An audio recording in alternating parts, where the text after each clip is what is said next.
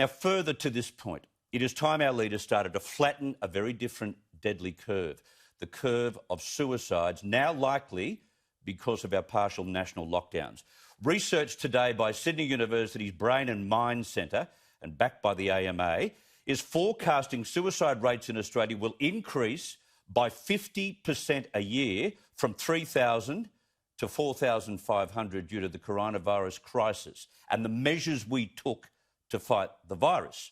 The research to be presented to the National Cabinet next week, we're told, and I wish they could present this tomorrow, also predicts economic recovery post-coronavirus will be slowed by the long-term mental health effects of unemployment, school dropouts and family crises.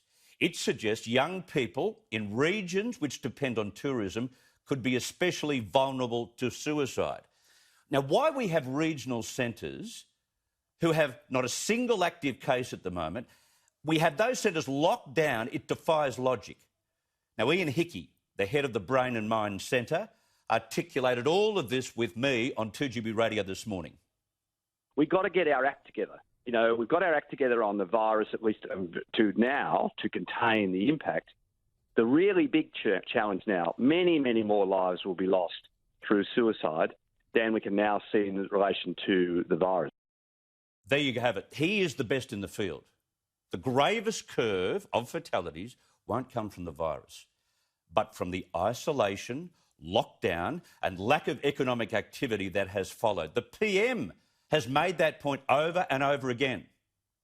Isolation, the stay at home, has been important, but it does come with an increase in anxiety and an increase in pressure on individuals, their mental stress, and that also takes a toll. The penny really needs to drop on this. Way back in March, Financial Review columnist John Keogh predicted lockdowns would adversely impact mental health, would adversely impact family violence, crime and drug abuse. He pointed out suicide rates increased dramatically during the Great Depression, during high unemployment in the 1990s and during the GFC.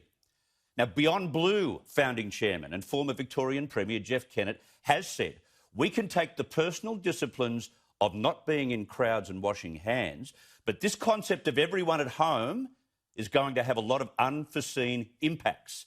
It is time a few recalcitrant premiers accepted that schools should be entirely reopened. Just have a look at the polls today. And lockdowns wound back. We need to get to work.